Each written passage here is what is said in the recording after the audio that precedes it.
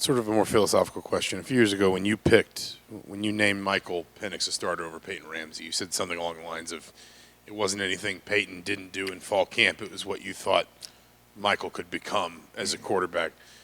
As you look at that battle right now, how do you weigh, especially with two young guys or three young guys, however you kind of want to look at that, who's involved, how do you weigh sort of what maybe they can put on film right now versus where you see their ceiling and their potential when you try to decide who you're picking for that spot?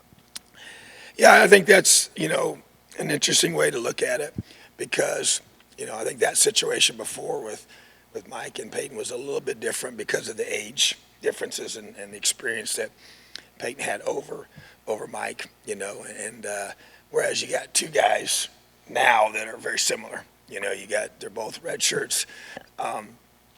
Neither one of them really played much last year, and so I think they're more at the same starting point than probably the previous situation. So I think that's, but to be honest, that's part of the evaluation because at the end of the day, we're going to pick the guy that we think gives us the best chance to win. That's the bottom line. And so you got to be able to, you have a long season. You have a very challenging first one. The thing that situation that you just addressed was a little bit more of a ramp-up opportunity in that season's progression than what you have, and now you're going to have someone going against one of the top teams in the nation right out of the gate. So, but at the same time, when you go through and evaluate and looking at their performance, and we have a big scrimmage coming up, this weekend, it's going to be important, and really truly the most amount of game-like reps in one setting that we've had yet. For fall camp, we've had several now where we call them team move the ball, where you're playing, you put the ball down, you're just playing football.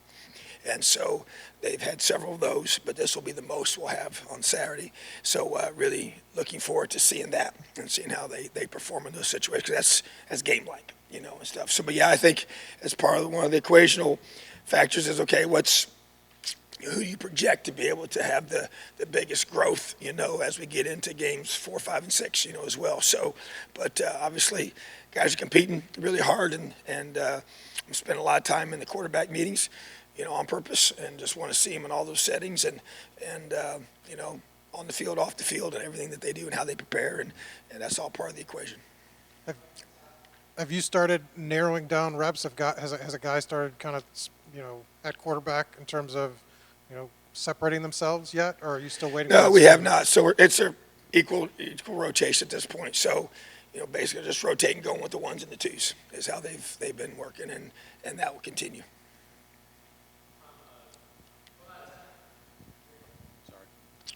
Tom, when you have a quarterback battle that you have, how does it affect the install of the offense? How does the machinery of that work at this stage of camp? Yeah, I would say, I don't know that it changes it a lot. We basically would have followed the same install. Obviously because one thing that's nice about this time of year is you're getting the twos and the ones are getting an equal number of reps, numerically.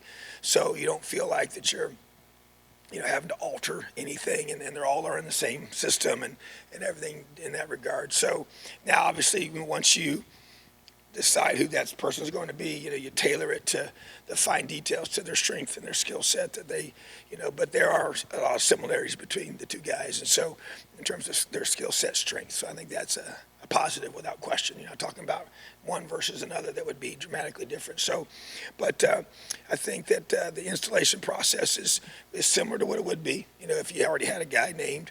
And but like as we look at this, we've already had 6 practices, and so number 7 will be tomorrow, and it'll be in full pads, and so a lot of game-like situations, even more so tomorrow than we've had in the previous 3 practices once we put pads on, and then get even more so on Saturday. So but for where we're kind of at as a whole offense and defense, our installation is pretty well complete at this point. Tom, we've seen Dexter out there throwing, in practice, and you've shared plenty of updates about his timeline. Just what have you seen from him since he's been back out on the field this fall, and is his timeline kind of still the same, hoping to get him back around midseason? Yeah, I would say, I just was talking to him about this last night. He's further along than we thought, and he's further along than even he thought he would be. And he had his final checkup, prior to fall camp, and that came back very positive. And so from that meeting that he had with his doctors, we felt like we could accelerate things for fall camp. And so he's been out there taking reps, and been feeling pretty good. I think there's no question, because there's so much with your lower body that affects your throwing, that he still had to kind of get, used to that, and has had some soreness, not even in his knee, but other areas, that you got to get ready, when you're going through the whole process of playing. So I would say for sure mid-season to maybe even a couple earlier than that if possible, So, but mid-season would be, I would say, a good projection, but it may even continue if he, I think progresses at the rate that he is currently. It could be maybe a game or two before that as well. So I know everybody's very pleased with where he's at, and he is too. And but obviously hasn't had it where we just cut it loose yet. So that will be in time. But he's just such a awesome young man. It's just everybody so as teammates and coaches and everybody in our staff, you pull him for the kid because of what he's been through. But so yeah, he's just a little bit further ahead than we thought. Oh yeah, Tom, we've talked about kind of the inexperience in the secondary. I guess from your perspective, entering fall camp, is there anything different about the way that you approach coaching that position or coaching the defense when you don't have guys like Taiwan or Monster who have kind of that pre-established knowledge and leadership of that whole area? Yeah, I think that I think there's more coaches involved in the leadership by design because of that reason. Now Noah gives us a lot of experience and strong leadership that because some of those other guys, even though they played a lot, I think all three of them, none of them were real verbal. In terms of just vocally leading in practice. Noah's probably more verbal than any of those three guys were. The most vocal guy that we lost was Cam Jones, without question. So, but in the secondary, I think Noah provides a lot of leadership. So, but I think our coaches knowing that, because obviously Noah plays a position that's the Husky, which is our nickel spot. So he's closer to the line of scrimmage, and so those high safeties have to do a lot of communicating. So, Lewis Moore's really stepped up and continues to do so, and I think that's been huge for us. And a guy like Josh England, who's played a lot of football here and been here a lot, and Philip's got to continue to grow and mature and develop. So those guys we expect because they've been here, and then we got the new guys that have joined us and had been added to our team. So then you take the corner position that has a lot of new faces. JoJo just got here, right prior to the start of fall camp, and has already turned some heads and done some really good things. And so excited about him. But yeah, it's just since I've been here, it's the most new faces we've had in the secondary without question. But I think that from a difference, to answer your question, is really more coaches stepping in and providing that leadership as these guys kind of figure things out. But those guys are making plays, and that's what we expect them to do. We got a lot more length than we've had in the past at those positions. And I think that's, indicative of what we're trying to do to match their skill sets and what they can do best with what we're doing schematically. Hi, Coach.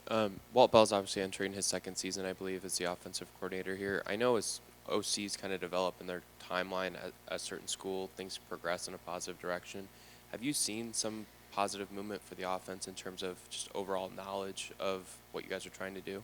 I think so. I think that, just even these last few practices, obviously offense is a little different than defense. And at the installation, usually defense is ahead right out of the gate just because you can just fly around, play hard, and disrupt everything, and things can happen positive on defense in that mindset. You do all that on offense, and it usually, doesn't work out as well. So it's so much timing and execution, and everybody doing their job, working to get the offense executed. So because of it being year two of a lot of the same concepts, that's really been big for our guys, and I think there's a natural progression to having, because we got enough core guys back, that makes that a lot smoother without question. I think him just knowing our guys better and being able to adapt to them and just trying to figure it out, the strengths of who we are and what we're trying to do. And I do feel like we're making a lot of progress up front, with the O-line. So that to me is just has a good feel to it right now.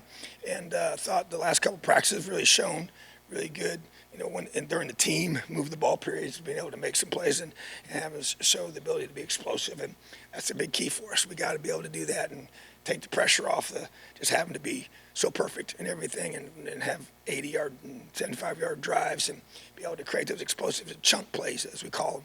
And so, but I just think because of being together longer and having, and I think he and Coach Tucker, even though Coach Tucker's new, they've worked together, for several years. So that was a natural, I think, just kind of creates some good working relationship that helps them be able to be pretty smooth in that regard. So I think our receivers are really, coming together as well and starting to make plays, which is good. Hi, Coach. So last week you talked about implementing some more changes into fall camp, and can you see those affect 6 practices in? I think so, because when you think about the way we've been practicing in regards to reps, with having so many guys, and this is both sides of the ball, to where you're maximizing, 1s, 2s, 3s, and 4s, and most many times in the past we haven't had really 3s and 4s, to really be able to have that to be a super productive way of practicing. And so I think just keep more guys involved, more guys getting reps and get sped up. The acceleration of our install, and because when you look at both sides, there's been mistakes without question, but there's not been a lot of glaring mistakes, and we feel like that there's, it kind of looks the way it's supposed to look, probably sooner than, and maybe that's a tribute to doing more in the summertime, which we've had more with the OTAs. It gives us more time to do that, and we take full advantage of that. But I do think that the way we're trying to structure things allows our guys to speed that up, and I think you'll see the benefit. I guess we'll know more on Saturday, but I feel good about where we are in the progression. Tom, this is kind of off the season, more about what's been going on here of late. I'm talking about it with the realignment, what's been good, what's bad, this and that, or the other thing. But for Indiana, for this program, is it actually a good thing to be out from under the sledgehammer of the Big Ten East every year, of having to know you have to do that, of now possibly having a little looser schedule and the opportunity to grow and not have to play the powerhouses every single year, to give the program a chance to grow? Well, all I can say is this, is that, we're definitely focused on the future, and I don't control any of those decisions. But, the 3 that we've been playing every year since I've been here in our division are all ranked in the top 10 right now, as we speak. So that's a constant, and they've been that way, for a long time. And you look historically, 3 of the top 10 programs in the entire history of college football. So to not have to play those 3, now you add in, I guess it's official now, so you add in an Oregon and Washington, who are really good football teams, and obviously USC has their tremendous tradition, UCLA, same thing. So you're definitely adding more good teams. But I think just the equitable distribution of your schedule, to be able to have that, is a positive thing without question. So, but yeah, it's a crazy time, huh? I mean, matter of fact, I was talking to my dad about it. It's just hard to believe that the teams are in the Big Ten now, compared to what it used to be when I was growing up. So, but yeah, it's an exciting time, and definitely change. And we're excited to be a part of it, and just anxious to continue to build our program here. With the running back situation with Josh and Christian Turner, do you see them as having different skill sets complementing each other, or sort of, do you see them directly kind of competing for the same kind of reps and snaps? What do you kind of see from both of them? Yeah, they're different. I think that they're different than Jalen. That's where probably the biggest difference is between those 2 guys, and even you mix in. Trent Howland's had a great fall camp. He just continues to make plays, and he's big, and he's got tremendous hands, and David Hollis has had his best camp he's had since he's been with us. So deep group, which I like a lot, and we know we've been through, that's a position those guys get hit a lot, and you gotta have several in that position. So, but Christian and Josh, the 2 older guys, I would say both have good combinations of power and speed, and I'm excited to see Christian continue to grow and develop in our system, and I think they can be a really good complement to one another without question, and just be able to maximize them, and what we want to be able to do, as we've said very openly and clearly about we got to effectively run the football, and so in order to do that, obviously starts up front, but you also have to have talented guys that can make somebody miss in space and be able to create those extra yards that you have in both the throw game and when you hand the ball off to them and just getting the ball as many ways as possible. So excited about adding Christian to that group, and I think Josh he's become that leader in that group and has been so steady and consistent, and just want to see that continue. So I think they'll be a good complement to one another. Yes. Forgive the obvious or inevitable question, but just health-wise, has anybody picked up something meaningful injuries-wise here in the first, especially as you've maybe ramped up activity? And is there anybody, when you talk about like a Cam Camper or somebody like that you've been able, we talked about Dexter earlier, you've been able to accelerate a little bit? Yeah, I would say, first of all, with Cam Camper, we're going through and based on workload and everything that we monitor for him, we've had times where we've had to try to, protect that a little bit, but he's progressing, and we rely a lot on his strengths test, and those have been really, really good lately, which is great. And so I'm excited about where he's at, and fully expect him to continue to progress through fall camp. And he's still wearing a blue jersey, so he's not been released to be full bore live yet, but he's progressing well. Matt Bedford would be the other one that came back, and he's done a good job. He's not in a blue jersey because his injury was so early in the season a year ago. So rest of the guys, other than just your typical soft tissue things, you got a guy here that's maybe missed a practice or two. We've been there's been some of that, so not everybody's been at every single practice, but I think overall it's been very positive for our guys, and we just got to continue to, do a great job of rehabbing when you have issues occur, and I like the structure of we go 3 days and then we have a regeneration day where they're not off, but they're coming in, lifting, watching film, and getting their bodies rested from running and having a practice, so we're having obviously one of those today. So having 3 days on and then 1 day off is a really good flow. If you think about the season, that's how you play. You practice Tuesday, Wednesday, Thursday, and then you have your walkthrough on Friday, and then you have your one off day, and then you have your one game day. So I think it's kind of a good flow for our guys in the lefts. Kind of helps them a chance to recover a little bit from some of these nagging things. So feel pretty good about where we are health-wise. Awesome. Have a great day, Leo.